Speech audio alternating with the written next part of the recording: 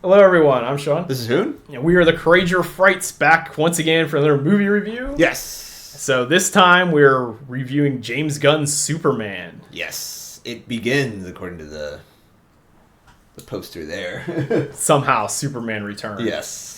So this is the latest Superman film, obviously, restarting the DC universe yet again. The absolute unit DC universe. Absolute unit verse. Yeah. Unfortunately, this is not the absolute unit verse, but that is a thing in the comic books that just started, I guess, last year. Yes. So this is kind of the opposite of the absolute unit verse, where that seems to be a throwback to the 90s and edginess and the Rob Liefeld era. Yeah, this is more akin to the Rebirth era of comics, which came after New 52. Yeah, because the Rebirth era, I think, was more like almost like Golden Age type of stuff, where it's like kind of not as dark and edgy as it used to be. Which that's still the main run comics, I think. But New 52 is kind of like Zack Snyder's universe, and then this is the new Rebirth is supposed to be a lighter, more carefree version of the universe, and that's basically what James Gunn has done here. He's taken it back to Christopher Reeve era, largely. There's a little bit of kind of nods to all the previous things. However, I think Christopher Reeve era and Smallville seem to be his biggest inspirations. Even Corenswet looks like the guy from Smallville. Yeah, he does. CW show. Yeah, he really does. I think it was Tom Welling or something. I'm not sure his name, but he does look like Corenswet. Yeah, David Corenswet. Great name for a guy from Kansas. Yes. This is a James Gunn movie through and through, so if you're a fan of his previous works, you'll probably enjoy this. If you didn't like what he did before, I don't think this is going to change your mind. No. I personally enjoy James Gunn's films, so I kind of like this one quite a bit, actually. I'm a huge Man of Steel fan, so if people are complaining about, you're a Snyder bro or whatever, but it's like, I love Man of Steel, and I like his version of the Justice League, but I wouldn't say I'm a Snyder bro. Like, I haven't watched most of his stuff. And I like this movie quite a bit. It's a totally different take on Superman, but I don't find it that far removed, so... No. In fact, there's one thing in particular that's far darker here than it was in Man of Steel, which I guess we'll get to later on when we do some spoilers, but... Yeah. Overall, I feel like it has quite a bit of action, something that is absent from some of the other versions of Superman, particularly the Brandon Routh version. The characters are good here. I think if there was one complaint I would have is the CGI is a bit uneven in places. It's kind of almost Flash quality at times. There's one scene in particular, it's kind of like, oof, that looks pretty bad. Yeah, but overall, I mean, the CGI ranges from being really good to really bad in certain scenes. They probably had to rush some stuff. The green screen or whatever they're doing is very apparent in a lot of scenes. And I think the only other complaint I've seen going around a lot that's a valid complaint and not something stupid about whether Superman's an immigrant or not, or whatever nonsense the argument is. About it. It's a Superman movie. Who cares? Who cares? And also, I don't see where he came with his papers. So. Yeah. But anyway, my valid complaint, I guess, would be that there's too much going on. There's too many characters. And I don't think there's too many characters in the sense you don't know what's happening, because I think it's pretty easy to follow, unless you're a moron. Yeah. But I think the issue with that many characters is it does detract from the amount of time we get to spend with the characters that we want to spend time with. Because we have a few very, very great human moments in this film, particularly with Lois Lane and Superman, and we don't get a lot of that. The Lois Lane and Superman scenes probably... How long is this movie? 2 hours and 30 minutes? Something like that. They're probably like 20 minutes. It's not that long. Yeah, it's not very long. No, and I think there's not a lot of time for that to breathe.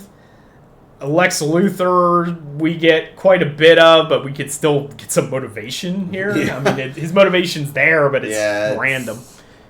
Yeah, once we get to this, we get to he comes off as a petulant child once you find out what his motivations truly are. Which I don't know if it's. I'm assuming it's because James Gunn is comic book accurate, but I don't really know actually. There's multiple. We'll talk about that too when it comes to the spoilers or interpretations of the films or whatever. Because overall, I think the action's good. The acting is good for when we get the characters. we don't get a lot of time with Superman's parents and stuff, but we never really do. Yeah, because they're not like the focus. No. They're there for one specific reason. Yeah, it's just to motivate Superman, which is kind of their role usually. Yeah, that's kind of like them because they are they're the parents. They're the parental. Yeah, well, they're figures, so, Superman's humanity or whatever. They're the people that kind of shaped who Superman is. And he has parents in this film because his father decided not to walk into a tornado. Yeah, exactly. This time. He didn't save him. Like, he didn't save the town by killing himself. Yes. I love Man of Steel, like I said, but Pa Kent's decision to just walk into a tornado is maybe not one of the finer moments of that film. Overall, I mean, I think if you like Christopher Reeve era Superman, I think you'll love this. Mm-hmm. If you like James Gunn's previous films like Guardians of the Galaxy or Suicide Squad, you're also going to love this. Mm-hmm. I think Suicide Squad's canon to this, by the way. And so I would recommend it. What would you give a rating for Superman? I actually did like this movie quite a bit. I'd probably give it at least... I'll give it like a 7 or 8. Yeah, I like that. That's what I was thinking too. Yeah. I was leaning into the 8 territory. Yeah, 7 or 8. It's pretty decent actually, especially if you're doing a start of the DC universe. This is a pretty good start.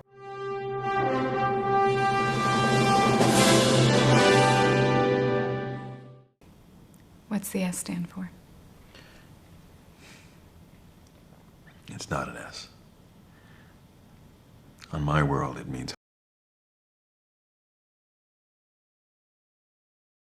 Starts at, like, in the middle of, like, a battle. It's like, just starts. Right, yeah. It says metahumans, which is the term DC uses for superheroes. Yeah.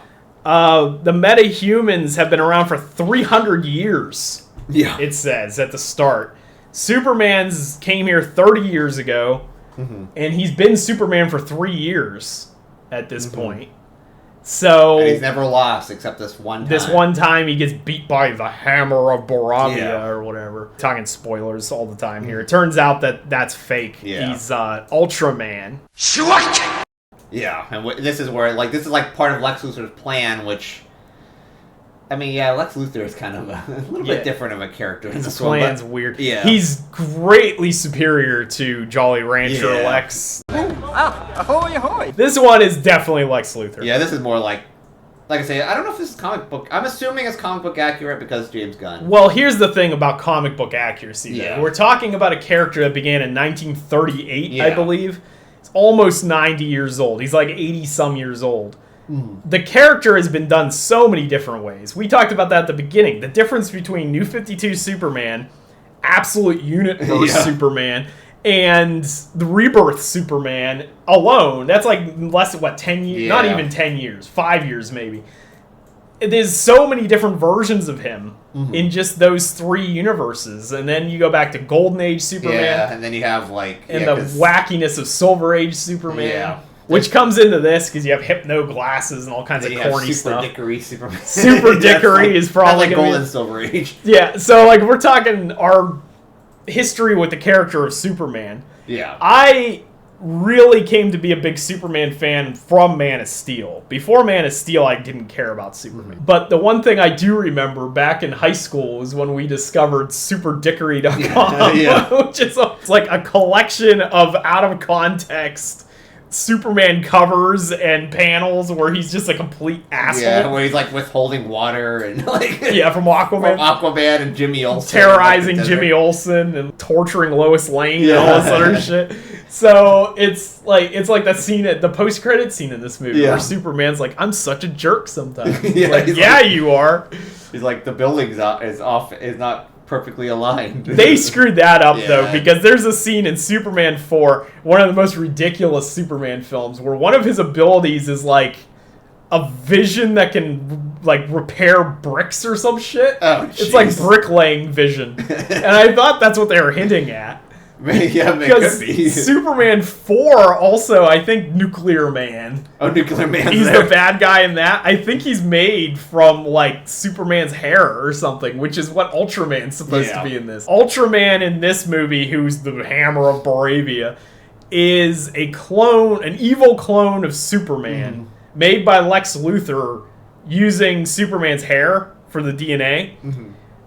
Which is a slight twist on the character in the comics. So Ultraman, obviously, I think most people think Ultraman these days. They think of the Super Eye Ultraman, the Japanese character. But the DC Superman or Ultraman is Kal-El from a different universe. I think it's Earth 3 or something. Where that's the actual... Okay. Where superheroes are the villains and the villains are the superheroes. So it's similar to Bizarro in a way. And like Absolute Unit. Kind of. Like we read a little bit of like the Absolute... It's like the newest series. The newest series, but it's like an Elseworlds series. Yeah, it's like an Elseworlds story where it's like Darkseid's energies like...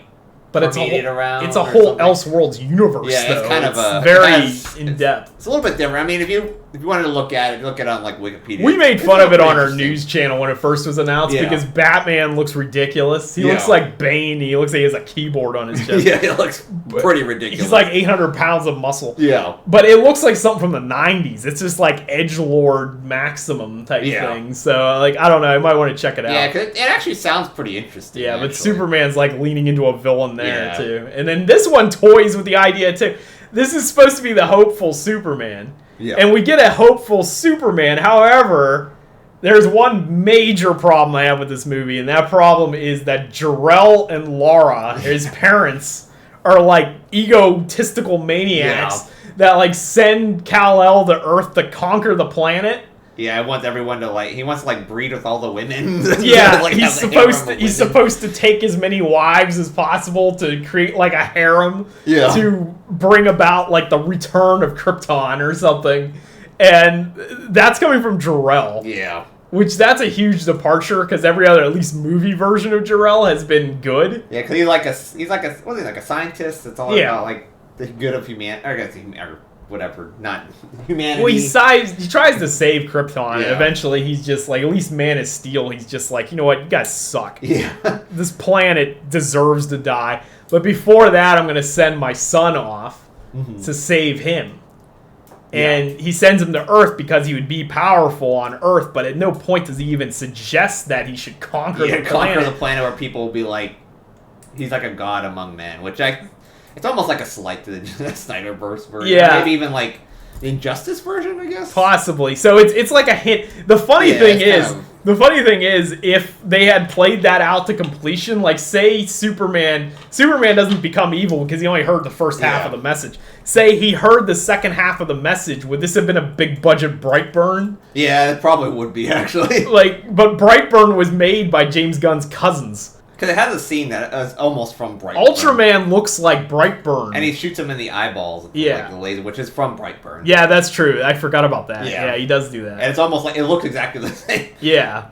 So it's like, because I wonder if that was a hint at that. Yeah, it probably was. And also Dragon Ball Z. Yeah. The funniest part about it is that Goku and Superman have now swapped origins. Yeah. Because if we're going to take the last version that Akira Toriyama put out before his passing was -1. Yeah. Where they reimagined Goku's origins and that he was sent to Earth by Bardock and Gina, his parents, to save him from the destruction of planet Vegeta. Which is Jor-El's backstory. And then that is in direct opposition to Toei, who came up with Bardock's initial storyline, which I don't think Toriyama really had that much involvement. Yeah. It was like a TV special. In that, Goku was sent to Earth as a baby because he had a low power level, and that he was sent to Earth because it was a weak planet to conquer the planet, to turn it over for the Frieza Force or whatever, which is literally what Kal-El's purpose is here. Yes. So it's like Goku's original origin back in the 90s or the 80s was to go back and conquer the planet, but his new origin is just to come to Earth because it's a safe haven to keep him alive. So it's like Jor-El and Bardock have swapped places now. And Goku and Superman are also like opposite, like they swapped their origin stories. All I had to do was Superman should have just fell out of the pod and hit his head. Yeah, that's from Dragon Ball. Yeah, that's why Goku isn't evil. Yeah, because Goku comes here and he's like supposed to be evil. Yeah, and he falls and like hits his head. Grandpa Gohan drops him in the forest or something. Yeah, so that's basic. Yeah, they should have had Pa Kent pick him up and he just drops him on a rock or something. And then Superman's never been the same since. So that's my biggest complaint from a lore standpoint. Yeah, it's definitely from a different take. Laura Lore Van standpoint. Yeah. Also, Laura's the one that suggests he make a harem of women. Yeah. That wasn't even Jarrell. His mom's the one that's just like, yeah, bang all the Earth girls. Yeah. It's like, thanks, Mom. It's like, thanks, Mom. Thanks for the advice. No wonder this message got destroyed. Yeah, it conveniently got destroyed. Yeah. It got destroyed by K2SO. Yeah. Superman's robot number 4, who's played by Alan Tudyk, who voiced the snarky robot in Star Wars Rogue One. Oh, was it? Yeah, it's the same exact voice as another snarky robot. Yes. He's just playing the same character. And then Krypto's in this, as you know from the trailers, but Krypto's like an out-of-control dog. It's like definitely a dog that hasn't been disciplined at all. Yeah, it's in James Gunn's infinite nepotism. He's now put his dog in the movie. Yes. Because Krypto, it looks exactly like his dog. And his dog was a rescue dog, and I think he said when he first got it, it was like out of control. And that's why Krypto's the way he is. And James Gunn, I don't think James Gunn's wife was in this. No, I don't think it was. I thought she was one of the voices of the robots, but I don't think she actually was when I looked it up. Maybe he was like, maybe we should put my wife in this. Well, she's still in Peacemaker, so she's in which is canon still. Yeah, probably because she's in a different series. They probably just like... Yeah, you gotta take a break. Although, Palm Clementif was in there as one of the voices of the things, of the robots. Nathan Fillion actually has a pretty big role in this. As Johnny Quest. Johnny Quest, a.k.a. Guy Gardner. Yeah. The Green Lantern. Yeah. So, he's hilarious. Yeah, he's pretty good. I do like... I'm kind of curious how if they are doing Green Lantern series, like movie, aren't they? I'm assuming they are, but... Oh, it's a series, I think. Is it a series? Okay. I kind of wish it would be a movie, to be honest. Yeah. Maybe they will eventually do a movie, I'm sure. Because I think there's a Green Lantern Corps show. Yeah. I don't know if this Green Lantern's in that, though. It's like there's a Amazonian show about Themyscira, but Wonder Woman's not in it. So it's like there are like these things about these different universes. Yeah, maybe it's kind of like showing how their hierarchy works and everything else. The hierarchy of hierarchy of power. The DC universe is about to change forever. Yeah. Dwayne Johnson says. Although Dwayne Johnson's legacy lives on because we have that weird fisheye POV of some dude's head coming right into the camera. 3 times. Like just one time. Corenswet reenacts the Black Adam scene like 10 times in this film. So that's a thing. Seeing that in 3D. Yeah. See Corenswet's... all the pores in Corenswet's sweat face. actually coming down. His corn sweat pouring out of his eyes. Right into your eyeballs. Yeah. So that's the legacy of The Rock lives on. There definitely isn't a level of malice towards Man of Steel from the film itself. It's only from the fans. Yeah, I think it's the fans that are worse. Because the movie actually brings it up a couple times about the destruction in the city and stuff. Yeah. And this one, because this one, the city's like destroyed. Yeah, the city gets more wrecked in this than it did in Man of Steel. They have their weekly attack. I guess. Yeah, I guess. Yeah, there's weekly attack. It gets destroyed 3 times. There's the stuff with Bravia Hammer or whatever at the beginning of the movie. There's a kaiju that shows up and trashes the city, and then Lex Luthor rips the planet in 2 in order to get Superman's attention. They're trying to get him back to trying to get back to the city, basically. Yeah. He runs away or whatever. So it's like that. There's way more destruction here. And the movie tries to make an attempt to correct the criticisms of Man of Steel by saying, oh, Superman saved all these people. It was a bunch of property damage, but no one died.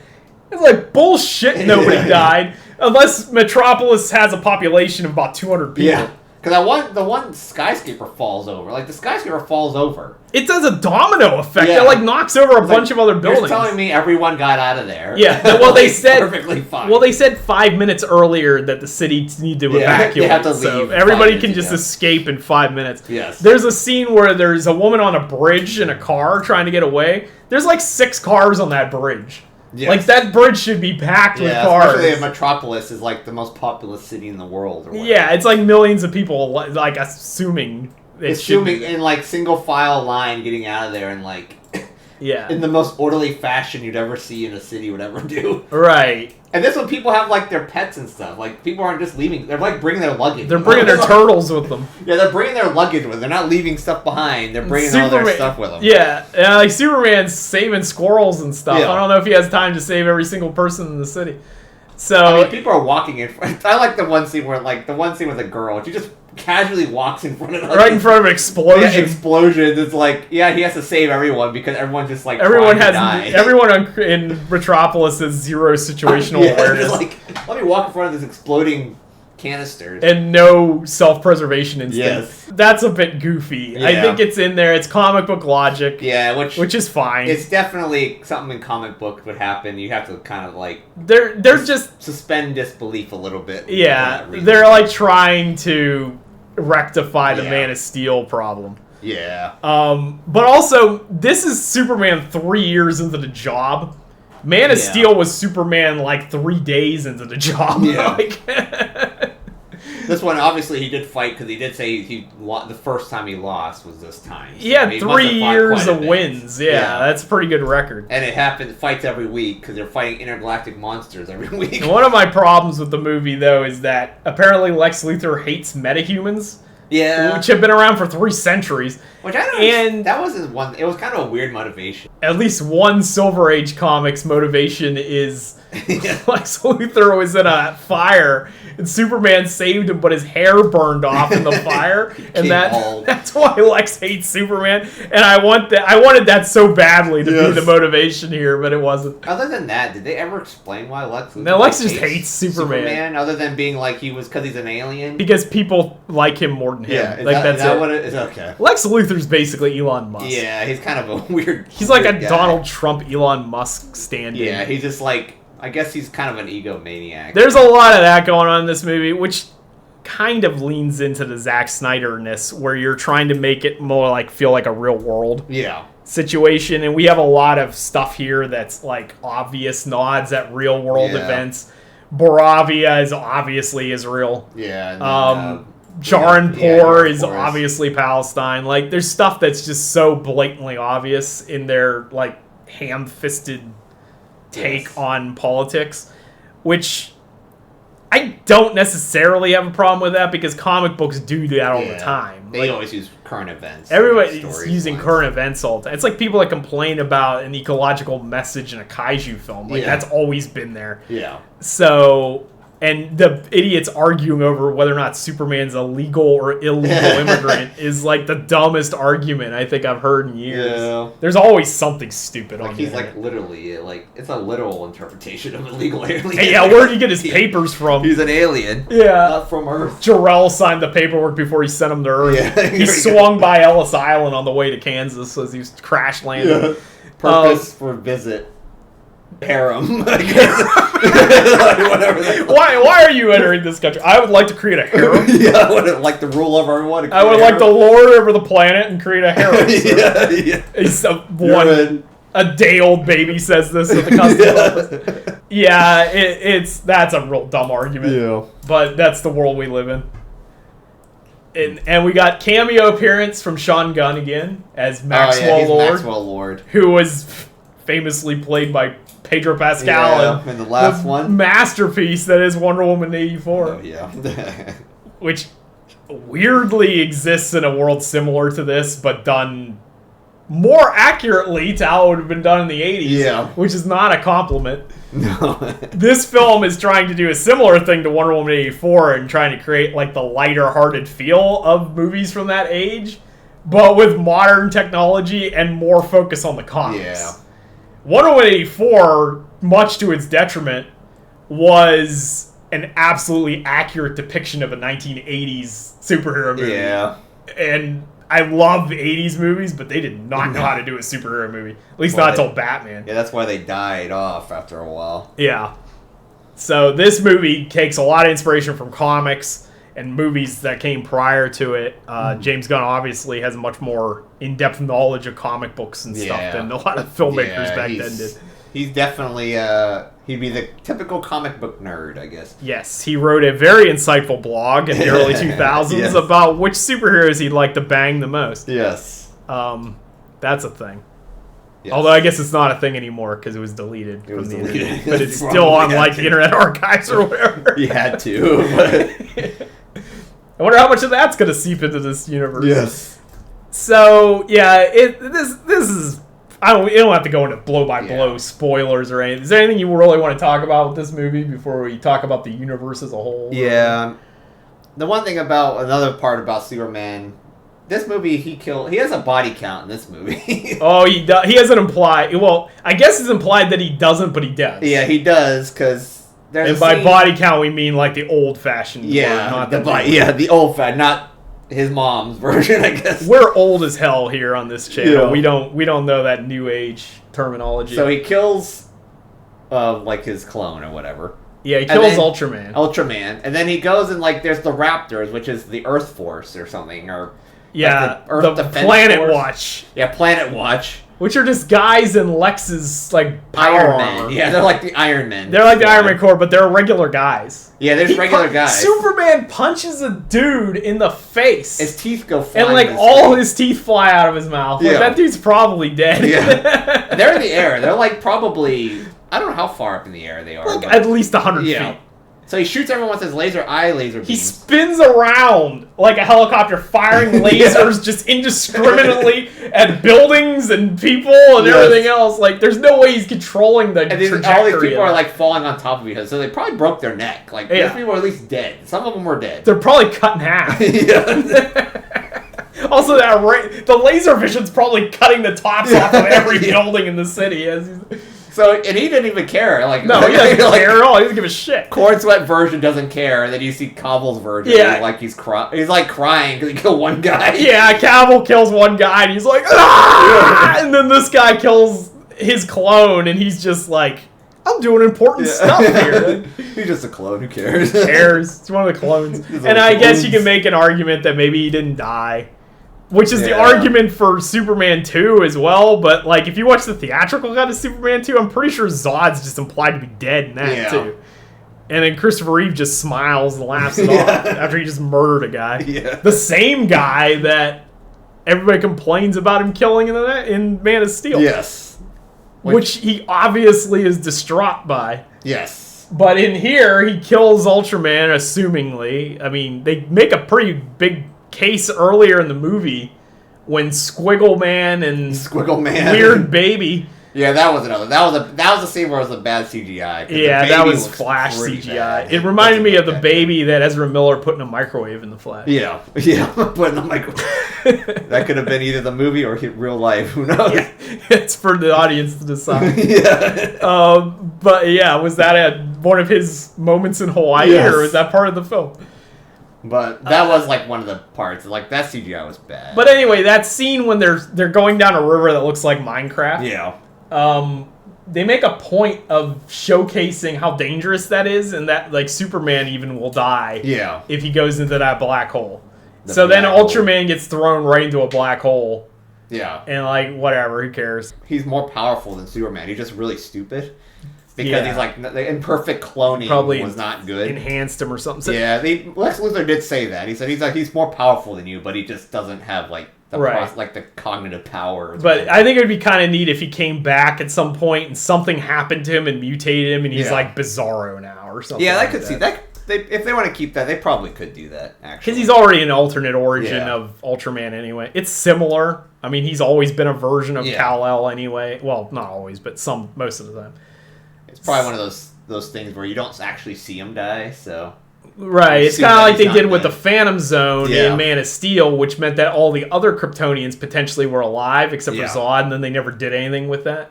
Yeah. The one thing in this movie, too, was that it made me think of what we could have gotten. Zack Snyder had got to do Man of Steel 2, or somebody had done Man of Steel 2.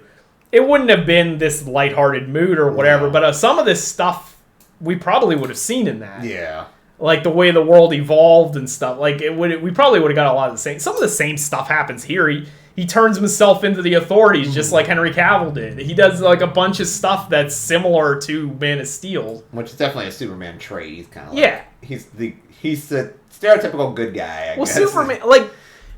People complain about Henry Cavill not having that hope or whatever, but he does. Yeah. Like I felt that was a hopeful Superman. Yeah. He's like the beacon of hope in a dark world. Yeah. In that movie.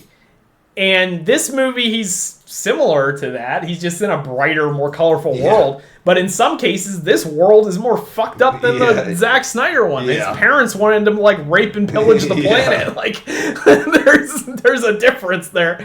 And here, Corenswet gets almost as mad, or gets just as mad as Cavill. Yeah. He gets in people's faces, throws desks around, screams in people's faces about his dog. He gets into a screaming match with Lois about, like, in an argument about, like, stuff he did earlier. Yeah. He takes a dictator and shoves him into a cactus and threatens him. Because like, he can. Yeah, it's very questionable. And he does it on his own whim. He doesn't even actually, like, that's like him doing his own whim. Right. He's gonna fight in a war. And I'm not saying that's necessarily a mark against the film. It's just that it's not that much brighter. I guess the only other thing I complain about with Lex in particular is that him yelling out numbers all the time during the fight kind of detracts from it. Yeah. He's playing Battleship while they're fighting each other. He's like, A12, B13. It's like he just said A24 and like A24 and it's just elevated. His elevated fight scenes. The A24 logo just appears on the screen. That was kind of stupid. Yeah. Not to mention the fact that Superman and Ultraman presumably move at super speed. Mm-hmm. How is he yelling? How is he observing what's happening in the fight with his human eyes, yelling out a number, then Ultraman has to hear the number and register what to do? How is that fast enough to compete with Superman?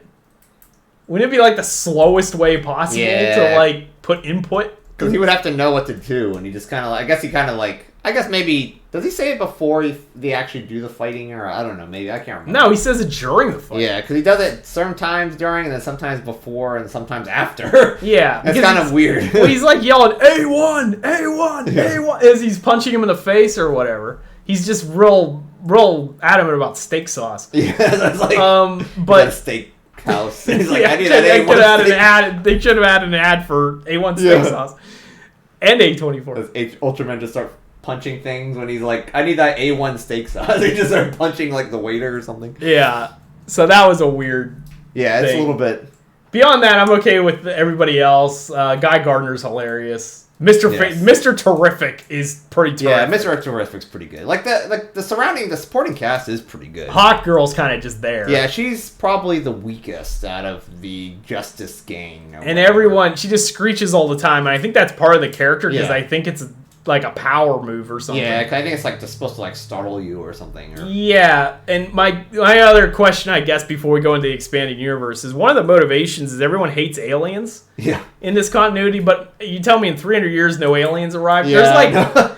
There's Superman, Hawk Girl, sometimes an alien, and sometimes a reincarnation of some chick from Egypt. Yeah. Either way is weird.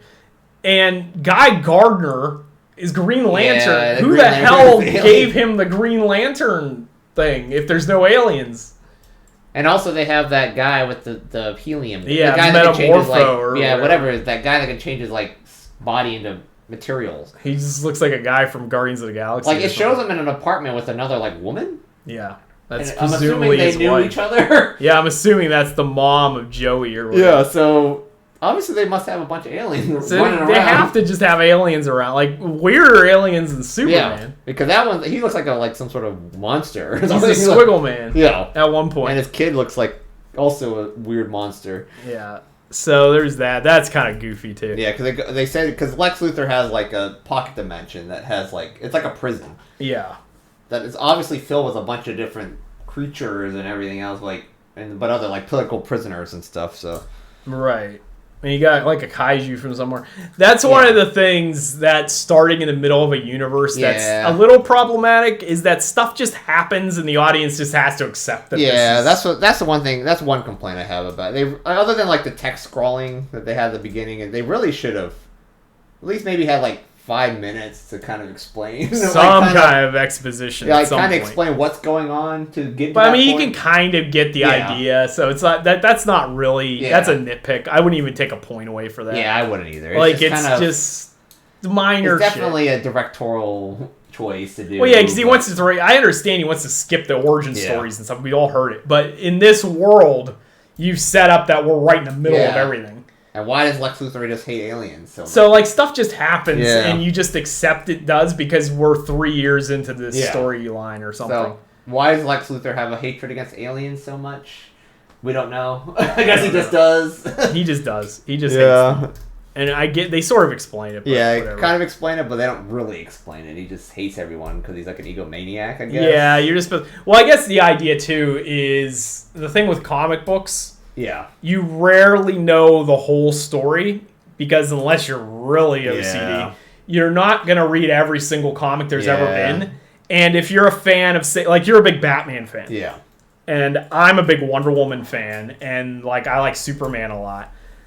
If I want to follow, like, say, I want to follow Wonder Woman's storyline in Rebirth or something, I'll read the Wonder Woman comics, but at a certain point, a character is going to show up that hasn't been established in those comics because they're from a different comic book.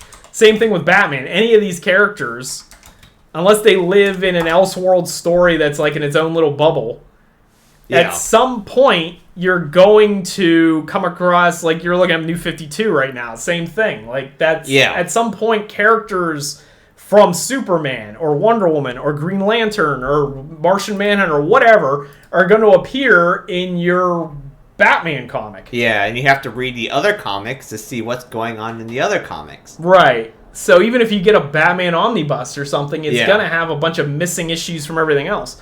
So you have to read the other Batman stories too, not just that one. Right. So I think that's what Gunn's doing here. Is the idea as a comic book reader, say so this is a Superman movie, so we're a comic book reader who's hyperfixated on just Superman. Yeah. So we're just reading the Superman comics. So of course characters are going to show up from some other comic book, and we're just like, oh, okay, like that guy's here now. Yeah. So like, and they'll explain just the bare minimum, so you know who that is. Yeah. But we don't know, like, who's Mr. Terrific? Where's his powers come from? Like, he never explained. Yeah. We don't know if Hawk Girl's an alien or if she's an Egyptian reincarnation or whatever. Like, that's never explained.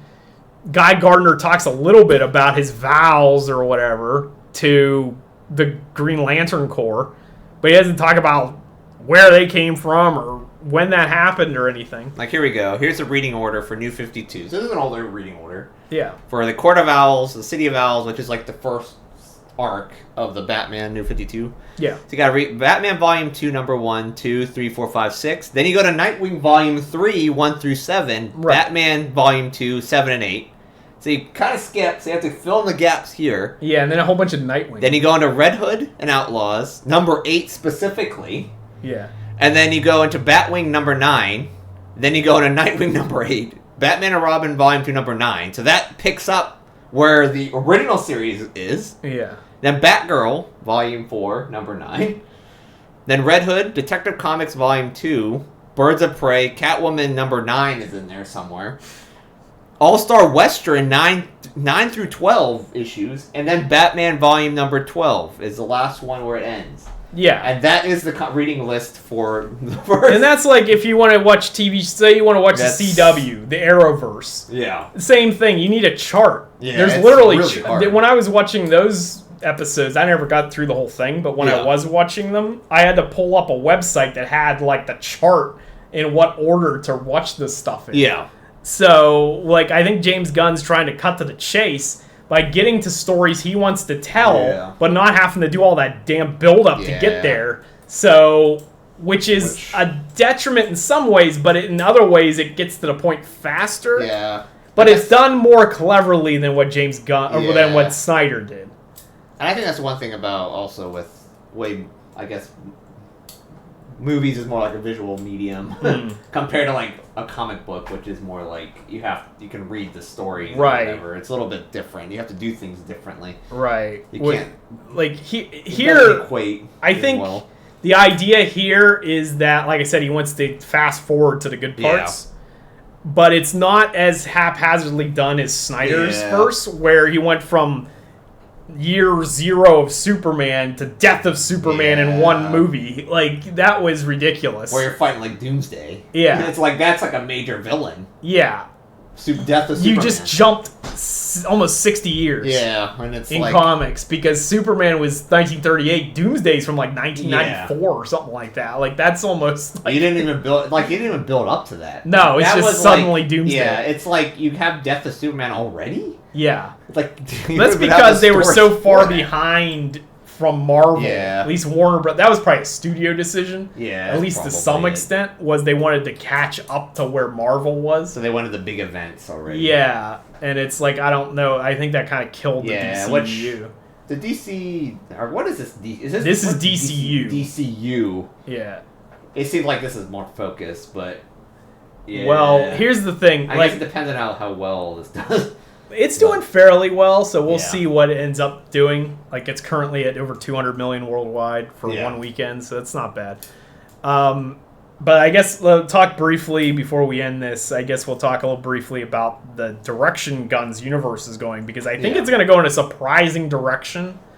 A lot of people think this is going to be the happy-go-lucky, colorful universe, the antithesis of the Zack Snyder universe. Yeah.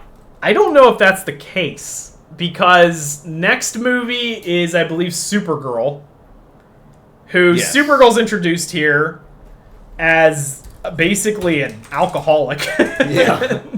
She's just drinking all the time. She shows up and she's a fun cameo here, but there's some darker implications potentially there, where she just drinks all the time. She has to go to other planets to get drunk, because Kryptonians...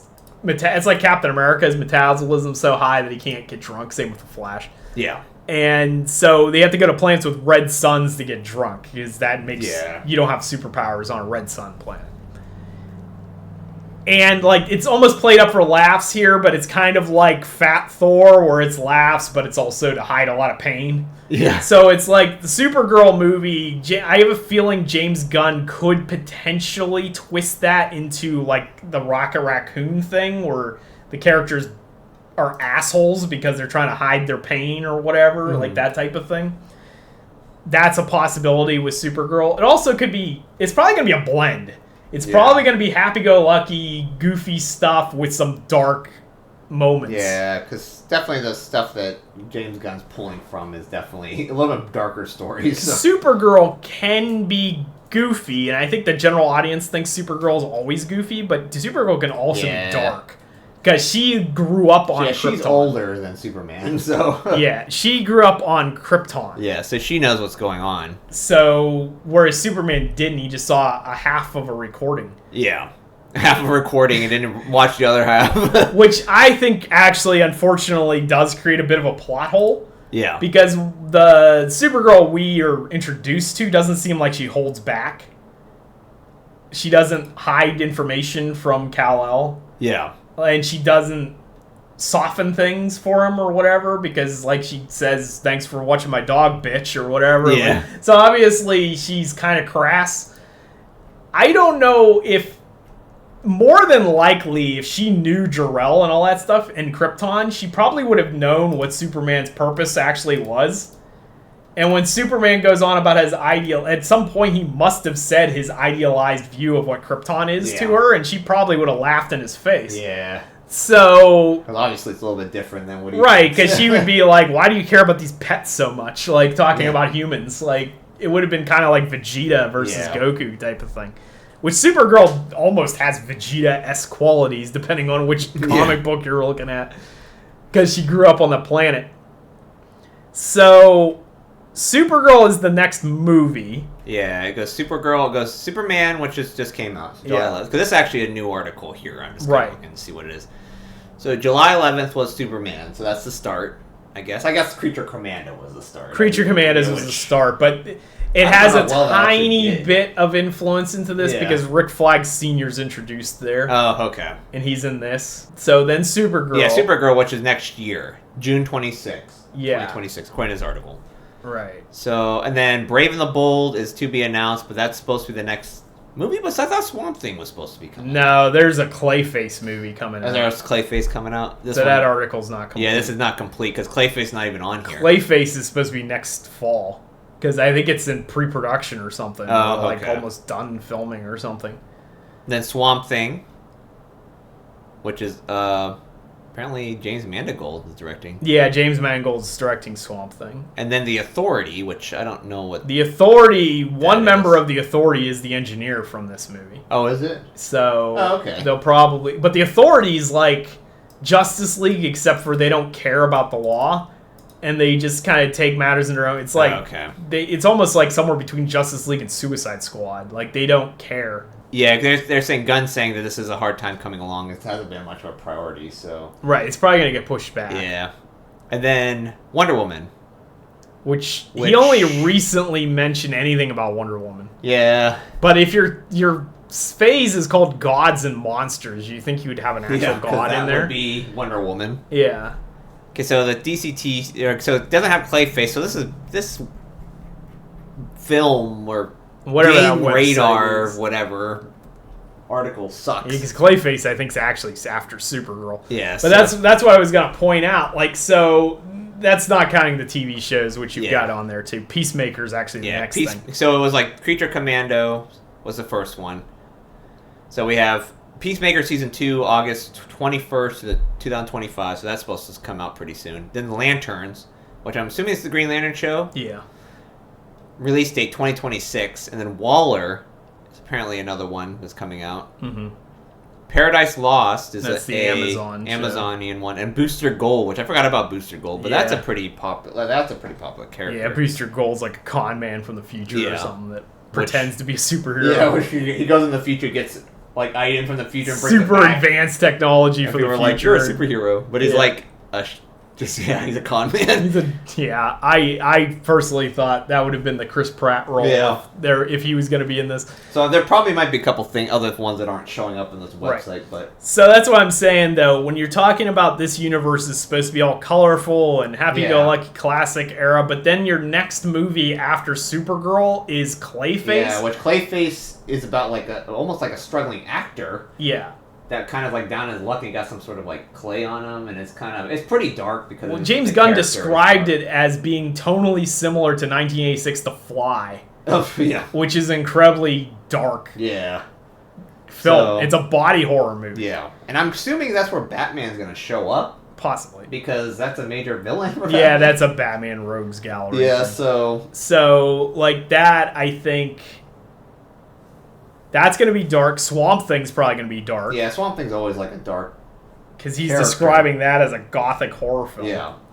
So we got 2 horror movies out of like 5 movies in the slate. Which was James Gunn trying to do like 2 or 3 movies every year? Or is that how? That's what it's going to end up being once this kick starts. This year, seems like it's kind of snowballing now. Yeah, it's going to move pretty quick after this because Peacemaker's like a month away. I think that Green Lantern show's like next spring or something like that. Yeah. And then Supergirl's in June. Clayface is like September, October or something. So just every couple months, there's either a TV show or a movie coming out. Which, that's one thing I do like, really reading this, like a little bit of this, is at least if they're doing their TV shows, they're all prequels, so you don't have to watch these things and know what's going on. With the exception of maybe Peacemaker, which I don't know. Well, Peacemaker I think season 2 might be a soft reboot of season 1 or something. Because it's going to be weird. That's the one biggest question right now is where does the Suicide Squad land? Yeah. In terms of canon and Peacemaker Season 1? Yeah. Are they going to address the fact they jumped universes? Or, like, how are they going to... Are they going to explain what is and isn't canon in jokes in Peacemaker? Unless it's Waller show, Which that's like a Suicide Squad. Yeah, maybe that might be it. Maybe they're doing the Suicide Squad. It's going to be like that's a TV thing. The thing, Viola Davis is playing Waller again. Yeah. And so that brings in... See, now this is where it becomes problematic because James Gunn's The Suicide Squad is allegedly in this continuity. Because Rick Flag Sr. apparently hates Peacemaker because Peacemaker killed his son. Yeah. And that's mentioned, I guess, in Creature Commandos. So that still happened. Yeah. But The Suicide Squad is a sequel of sorts to Suicide Squad. Because Amanda Waller's the same person. Harley Quinn's the same person. Harley Quinn. Rick Flag's the same person. So all those people are the same. And it's like... So does that mean that Ben Affleck's Batman? Because Batman's in Suicide Squad. could still be there. It's like, I don't think he is. Yeah. He's not going to be, Yeah, but like it creates a bit of a conundrum with the canon of this. Yeah, that's kind of the only bad thing with using the same actors as the same type of stories. It's like, but he's technically not in the Suicide Squad. Yeah. So like you could probably ignore the events of the first Suicide Squad and then still keep the events of the Suicide Squad. yeah, Because I think everything else in the Suicide Squad is self-contained. yeah, And is definitely canon to this universe because I think Weasel is in Creature Commandos. yeah. He's like one of the main characters. I think here he Right. is right there. Yeah, and he's from the Suicide Squad. Who's also done by Sean Gunn. So Sean Gunn's there Weasel and Maxwell Lord at the same time. He's doing both. He's doing multiple characters. I'm surprised James Gunn hasn't put himself in it. Yeah, where's James Gunn at? So I'm curious. I'm definitely going to check out Peacemaker anyway because I thought season 1 was pretty funny. Season 1's hilarious. I heard it was good. Like I would definitely recommend it. So yeah, I'm definitely curious. Like DC stuff is better than Marvel like TV shows. Maybe I don't know. It could be. I personally prefer DC over Marvel for most stuff. I think that's one thing. I think DC in comics, I think it's always been, they sell more than Marvel always does. Yeah, I like the comics. I'm not a huge comic book guy. I kind of want to get into the comics, but there's so much of it. That's the one thing. I'm not a huge comic. I think I was younger. I kind of was trying to get into it, but it's so hard to do just because of all the issues, and you gotta if you don't know what's going on. Story arcs are hard to follow because you have to have like multiple different series, and it's like I have a few Wonder Woman-ish like omnibuses. I have a Thor, Thor omnibus that's like this thick. I have a ton of Batman stuff. It covers the Thor thing. Yeah, you have a lot of Batman. Yeah. The Thor thing covers all of Love and Thunder because it covers the Gore the God Butcher thing and the Lady Thor, Mighty Thor, whatever, Jane Foster Thor that's in that movie. It's the two storylines combined are over 1,000 pages, and it is just from the bits I've skimmed through, whatever. It is like a million times better than the movie we got. Yeah. So. Like, the comic books sometimes have really great storylines. Yeah, I think they take parts of it and maybe it's not fleshed out as much. Yeah. And I guess it depends on, like, Taika Waititi probably didn't read the whole thing. Thor in the comic book, those bits I've skimmed through, he basically just acts like a Viking. Yeah. So it's very different than the He doesn't portrayal. have jokes and... No. He's there, but not as much. It's somewhat, yeah. And then I like Wonder Woman because I really like the mythology aspects, why I like Thor. And some of her, specifically the New 52 run, really had a lot of Greek mythology thrown in there, which was my biggest complaint with Zack Snyder's, or Patty Jenkins, or whatever's take on Wonder Woman, when she lived in a world where the gods were dead. Yeah. And it's like, that kind of eliminates most of the interesting storylines with Wonder Woman. That's dumb. So I hope in James Gunn's version that the gods still exist. That would be great. Yeah. So, especially in your franchise called Gods and Monsters. Yeah, which you don't even have Wonder Woman in, I guess. Yeah, she may or may not be part of this continuity. He hasn't. I don't think they even have an actress for. No, they don't. Yet. Not yet. So. And they don't. I don't know if they have an actor for Batman yet. Or no, I don't think they do. Because it's supposed to be like Damian. Yeah, that one has Damian Wayne. It's supposed to focus on the Bat family. Yeah. I think. Which is going to probably do the same thing as this. They're going to drop you right into the middle of it. He's been Batman for 20 years or some shit. I kind of wonder which one they're going to... which comic he's actually going to go with. If it's going to be like a new one, or if it's going to be like Welcome to the Family, which is one of the Batman comics. So when Joker is cutting his face off. That's the one where he cuts his face off. Yeah. It might be... There was a DC... One of the animated movies that was done a few years ago that had the Damian Wayne thing in there, and I'm thinking it might be based on whatever that was based on. Those animated movies are pretty decent. Yeah, that's one thing about DC. Their animated division's really good. Yeah. It's always been good. And then James Gunn's also seems to be putting a lot of emphasis on the Elseworld stories. Yeah. And so, that's where the sequel to the Batman's going. Yeah. Anything that's the Robert Pattinson stuff is still existing, but it's in his own little Elseworld. Yeah, and like Joker was in this Elseworld thing. Yeah, James Gunn couldn't do anything about that. Yeah, that was already in production, I think. The second one was definitely not. I haven't seen it. Yeah, at least I haven't seen it either, but I know a lot of people didn't like it. Everybody hated it, but I haven't seen it personally, so I can't really make judgment on it. It's losing me over musical. It's like a musical number in your Joker movie. Yeah, well, there's quite a few musical numbers. Yeah, it's like stupid. Although, having said that, I feel like Harley Quinn, having Lady Gaga as Harley Quinn could have worked. I mean, it clearly did not, but based on what people were saying, but I feel like it could have.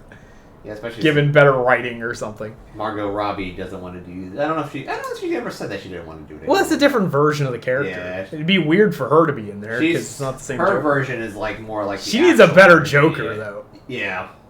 Well, I mean, technically in this universe, she would still be Harley Quinn. Yeah, because she was in the Suicide. The Suicide Squad, but Joker was not. Yeah, Jared Leto. So Jared Leto could very well not be. Yeah, but it could very well be that Jared Leto is not the Joker in this universe, but Margot Robbie's Harley Quinn. Because if the first Suicide Squad's not canon, it doesn't matter. Yeah. Because if Jared Leto's the Joker, then Ben Affleck has to be Batman. Yeah. And I don't think he is. They haven't said he's not, but I don't think he is. He's one of those guys wearing hockey pads. He's just in the background wearing hockey pads. Yeah, with his shotguns or whatever. Yeah. So I don't know what they're gonna do. I'm definitely curious. This got me on board. Yeah, this was a good start. I want to see what. I am more excited with. I guess Marvel has been doing pretty decent with like their newer stuff. Fantastic Four Sticks coming out. Yeah, I liked Thunderbolts last time. So yeah, I enjoyed Thunderbolts. Yeah, so I mean, I guess the movie. I don't know how well it's gonna. It's probably not gonna be like the billion-dollar franchises anymore. I think those are gone, unless maybe the Avengers movies or something. Because the superhero fatigue, I think, is a real thing. Oh yeah, for sure. But Superman's doing well, so there might be breakthroughs in it, depending on how well you write the story. I think being that that's the one good thing about Marvel's kind of on the decline, I'd imagine. Yeah, at least right now. Well, I feel like they hit their peak at Endgame, and then no matter what they do, unless they throw Spider-Man in there. Yeah, because Spider-Man was announced just recently. Spider-Man is its own separate thing. Yeah. Like, if you look at sales of, like, toys and crap, they consider Spider-Man a different franchise from the rest of Marvel. Because Spider-Man's always been the most popular, like, one of the most popular characters in all of Marvel. Actually, all comic books. Spider-Man is like Batman. Yeah. In the sense that they're more street-level superheroes, and they have a tendency to live in their own little sub-universe. Because he has his own thing. He's like this. Right. I mean, when Sony can do the Spunk universe. Yeah. They need to stop it. Well, they are done with that, I guess. But Sony just doesn't need to make anything else after this. Not without Kevin Feige doing it. Yeah. They need adult supervision. Yes. Because adults did not create the Spider Universe. The Spunk Universe. The Spunk Universe, or the SSU. Yeah, the SSU is like great. Okay. Whoever Sony's marketing was, or whoever their department. Speaking of Spider-Man, though, there is that Spider Noir show coming out sometime soon. Yeah, that's right. Which I completely forget about. That has Nick Cage in it. Nick Cage is Spider-Man, yeah. I'm definitely curious about that, because it's like a 1930s Elseworlds take. It's similar to, like, Gotham by Gaslight or something. Yeah, which the Noir character, I think, came from Enter the Spider-Verse. Whatever that one movie was. Like he's definitely in it. I don't know if he originates from that or if he's from a comic. I think he got popular because of that movie. Oh, well, yeah. Nick Cage plays him somewhere. Yeah, Nick Cage plays him in that. Yeah. So, voices him. And he voiced Superman in an animated movie. So, he did get to play Superman, besides that Flash. Into the Spider-Verse? Yeah, there's like 2 now, and then another one's coming out. Yeah, because I read it when we were in the plane. Yeah, you read the movie on the plane. Yeah. I didn't realize it was Nick Cage. Yeah. I read the audio. I read this. Yeah, our headphones didn't work or something. Yeah, the subtitles all the time. So, that's neither here nor there. But, so as far as this goes, I'm excited. Mm-hmm. Let us know in the comments below what your thoughts on this film was. as well as what you'd like to see going forward in James Gunn's universe. Yeah. And anything else you'd like to see, or you can talk about Marvel in the comics or whatever in the comments too. Whatever. Keep it superhero related. Yeah, superhero related. If anybody comments at all. So. Yeah. So if you like the video, give us that like. Consider subscribing for more like this in the future, and you too can feel the strength welling within. See ya. See ya.